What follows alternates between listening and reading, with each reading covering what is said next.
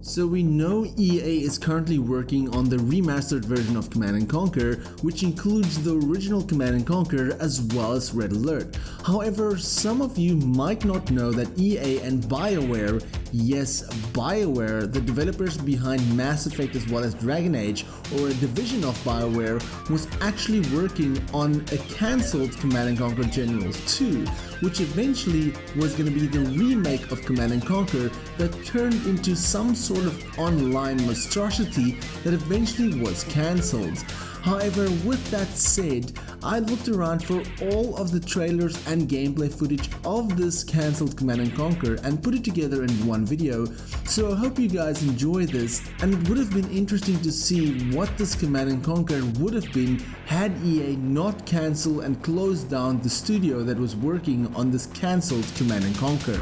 Don't forget to click the subscribe button for everything related to Command & Conquer Remaster. Catch you guys in the next video.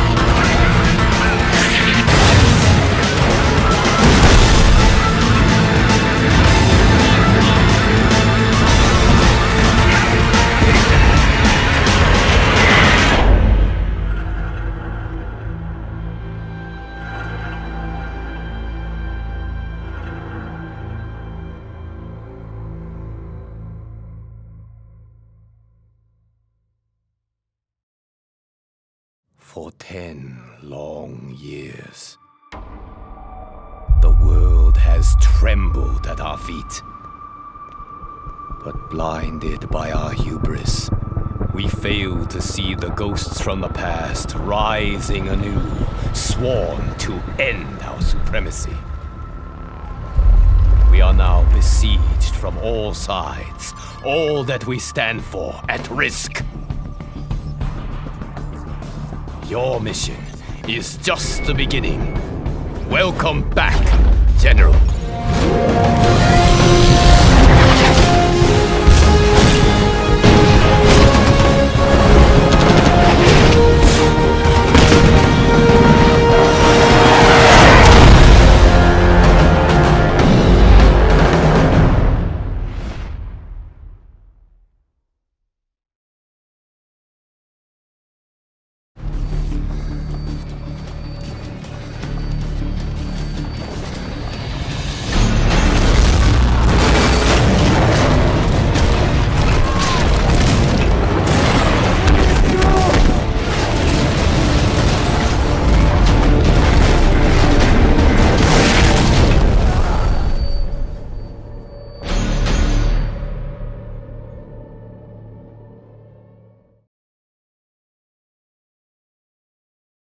Hello everybody, and welcome to Gamescom 2013.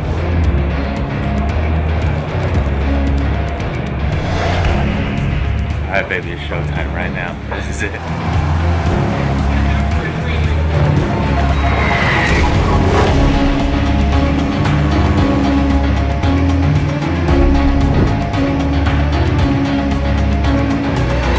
Hey guys, Melanie Mack here, and we're at the Command & Conquer booth. Yes, I love it. It's quite an amazing game. My favorite part is when this giant nuke cannon comes down to the earth and then everything is bright and nothing lives anymore. Yeah, I love it, really. So excited. The bombs and the tanks, it was just amazing. Yeah, it was awesome. Like, I've never done this before, but it was fun.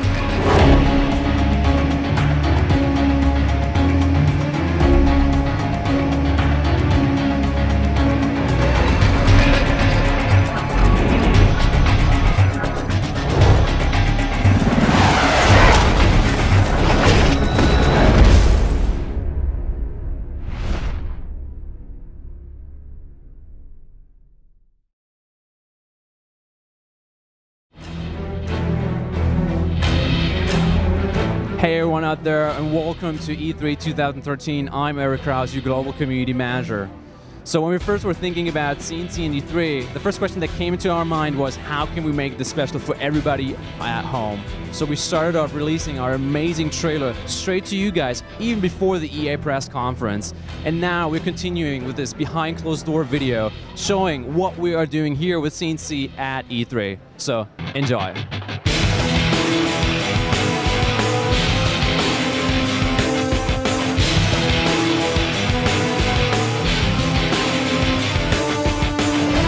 My favorite moment was when I was playing GLA and I got to roll out the nuke truck. Rolling a nuke truck into a wave of oncoming big tanks with rail guns was the coolest, great equalizer moment of the match. I'd have to say the Frostbite engine. It really brings the Destructomo environments, and it just brings back the memories of good old days with, Red Alert and the Command & Conquer series. We got together a huge army, and then I tried to attack the enemy and pretty much got slaughtered, but it was still pretty fun.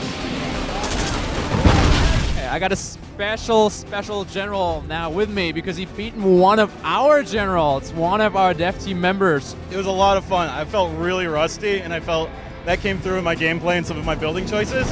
But besides that, it felt really good to be in Command & Conquer again.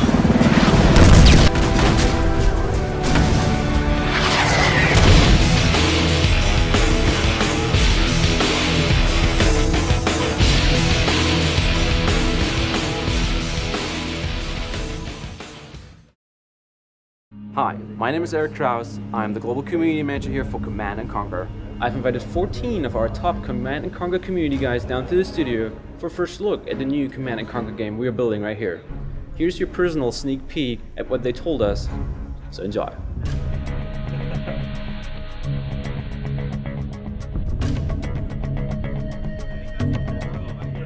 So what excites me about this game's direction is that it has all the same elements that we've come to expect from a Command & Conquer game. What's special for me about the new game is that it's going back to the roots. It's a CNC.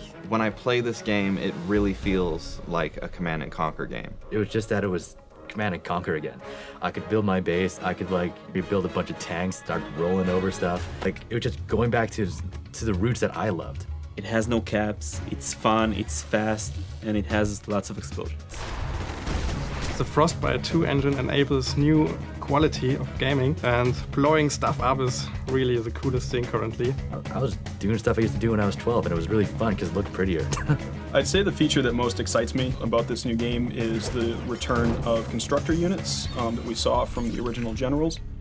They added a lot of flavor and a lot of variety to the gameplay, and it's nice to see them make a return in this game. The one thing that really resonates for me is the feel of the game. The maps look like a modern Generals game. The best feature is the destructible environment, because you can modify your playstyle and can bring the fight to the enemy in unexpected ways, and it feels much more that you're in control of the game. The direction we see from this alpha stage and the conviction we see from the developers, that may be the one thing that really inspires confidence, inspires hope to be the top again.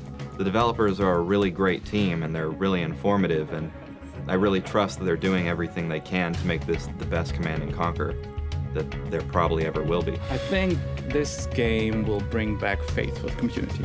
I can't wait to get my hands on the full version. It feels like the original formula that made Command & Conquer so successful. And it looks like a Generals game, it feels like a Generals game, it plays like a Generals game, and it's just fun. It really is fun.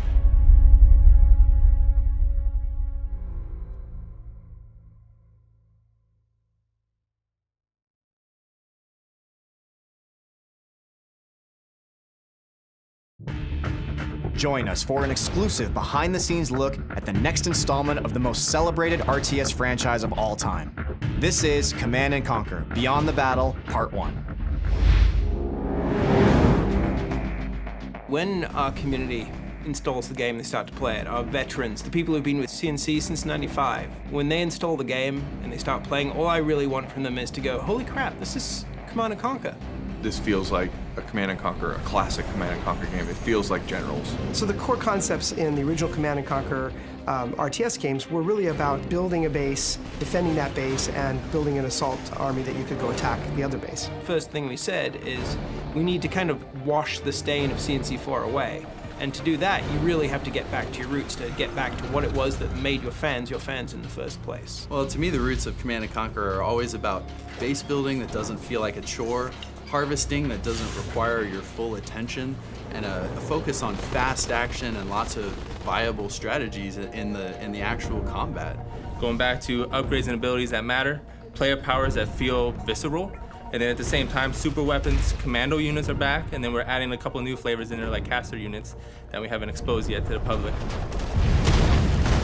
Well, we're all big Generals fans here, obviously. Looking at the old Generals, there's so many great ideas, so many great mechanics that they built in, so we were lucky to be able to cherry pick the ones we like the best. Now choosing the General is a big part of the game, just as important as choosing the faction you wanted to play. Now, it's like having hundreds of factions, let alone just 3. Each general will have its own set of abilities, upgrades, even player powers will change as well. Also, units will be dynamically taken out and different ones will be put in based off of what that niche of the general is. The new generals that we're adding to the armies are really going to keep the gameplay fresh, right? It should make the game fun, enjoyable, and interesting for years to come. So what I really find exciting about the next Command & Conquer is that this is a product that's going to be aimed directly to consumers, going directly to consumers and appealing to them for the success of the product, but more importantly for the feedback. So fan feedback and metrics are absolutely amazing now in a connected environment.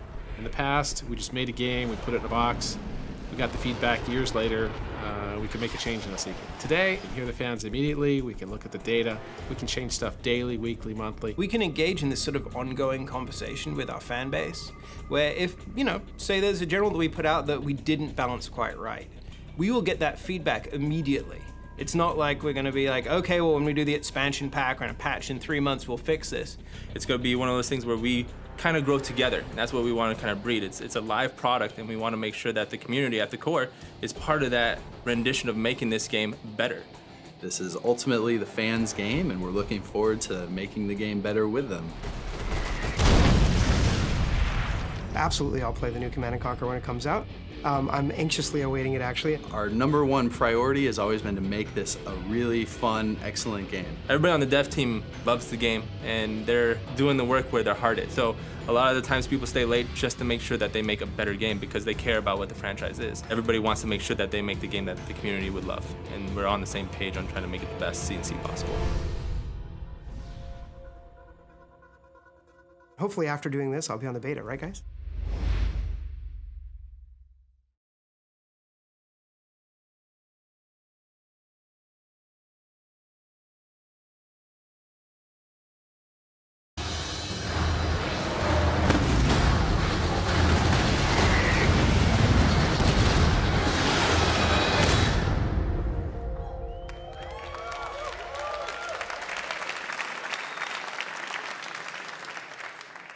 Hi everyone, I'm Matt Marcoux. And I'm Jason Savopoulos. We're from the Command & Conquer team at Victory Games in Los Angeles. Today, we're gonna settle a grudge within the studio. 2 members of our global community team, both hailing from Germany, are always constantly complaining about who is the better Command & Conquer player. So where better to settle it than right here, right now, at Gamescom. Am I right? Ladies and gentlemen, we are going to find out just who is the King of Cologne. In the blue corner, hailing from Berlin, we have my man, Mr. Eric Kraus.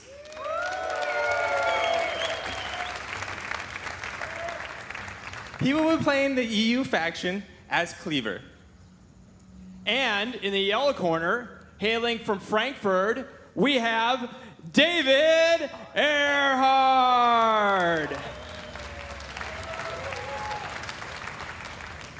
David will be representing the Global Liberation Army and playing the General Nitro. Now, all of you have already chosen a side, so everyone here in our audience has a card that's either yellow or blue. Let me raise them up for my boy David. The yellow cards, yeah. Now the blue team, let me hear you right now. Attaboy, good audience, I love it. Now, hang on to those cards. The winning team will have a tasty prize to be claimed immediately after today's briefing, so make sure to cheer for your player. All right, now gentlemen, I want a clean fight. Let's go to your corners. Let's hear it for our guys on stage. We will be joining the game in mid-progress. So we're actually entering the game already from David's perspective. Like I said, we joined mid-progress. It's anyone's game at this point. Right now, Earhart is scouting, looking for any sort of advantage, and he's now just discovering Kraus's unit there. He loses that scout, no big deal there. It looks like he's control grouping all of his units right now. As you guys just saw, the GLA tunnel network is going down. This will help transport his units from the main base straight to the middle of the battlefield. Yeah, he's taking a risk here. He smells an opportunity. He's got more units out in the field. He's scoured that middle map. He knows where to go. He also knows he needs to get in close. Nitro is a very close-up melee type explosion general. Now, as you guys see here, he just blinded the opponent here, making it easy for him to close the gap right there and use the detonation to his advantage. He's using the nuke trucks with the nitro boost to close that gap. Yeah, you can say Earhart has a need for speed, and he absolutely needs that because Cleaver has a definite range advantage. And it looks like the Toxin Choppers are doing a great deal here, just chipping away at the damage here since he doesn't have any good anti-air. Yeah, at this point, Kraus is falling behind. He needs reinforcements. His initial wave was not enough. He's falling back right now. He finds those reinforcements, looking for a choke point to gain an advantage. And it looks like he's going to be casting a new little player power we call Nuclear Liberation. Yeah, if he doesn't get out of the way, this is going to be devastating. Yeah, Nuclear Liberation is going down right now. He's trying to move. Is he going to get enough out of the way? He does not get out of the way. He takes a bunch of damage there, massive damage to his whole forces.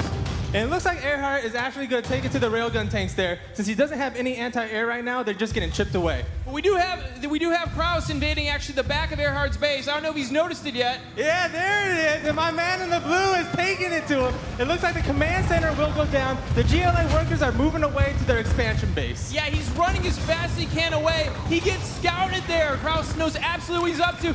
Player power is going down. It has to be a fuel bomb. And it is. And boom goes the dynamite, causing massive devastation to that whole base. It looks like Earhart's trying to sell his structure to recoup some of the costs that he just lost right there. Man, I'd love to be at that garage sale, but I think it's too late. I don't think he can buy a win here. He's surrendering. That's it. GG!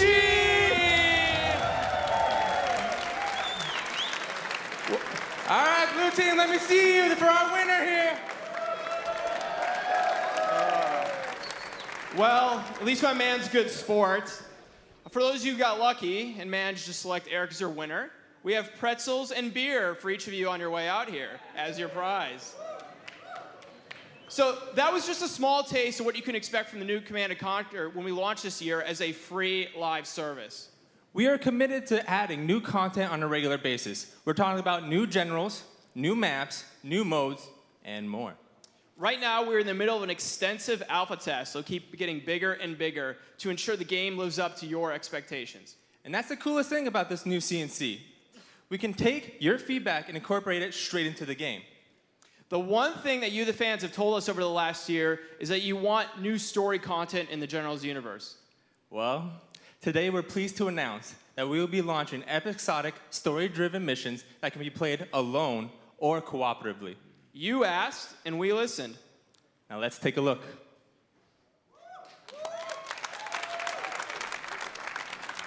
For 10 long years, the world has trembled at our feet. But blinded by our hubris, we fail to see the ghosts from the past rising anew, sworn to end our supremacy. We are now besieged from all sides, all that we stand for at risk. Your mission is just the beginning. Welcome back, General.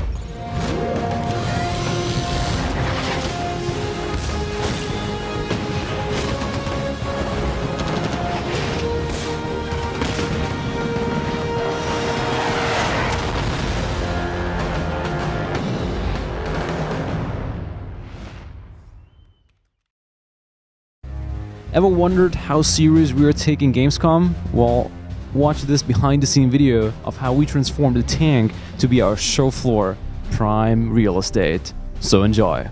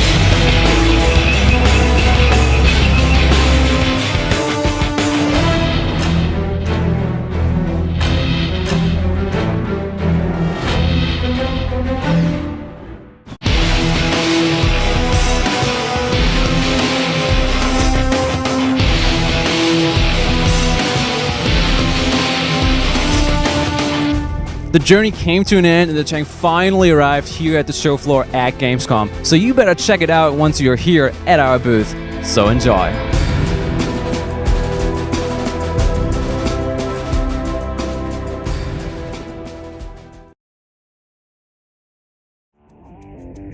Ever play chess, General?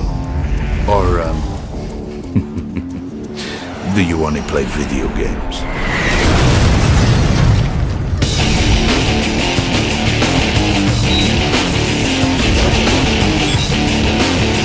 Who, me? Welcome to the green side of life, baby!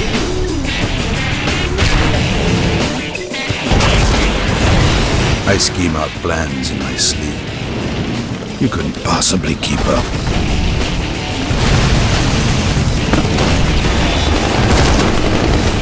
I'll be done with you in time for lunch. The more toxins, the better. Oh dear. I hope they didn't have any grand plans. Ever watch someone's face as a rocket's approaching? It's wonderful.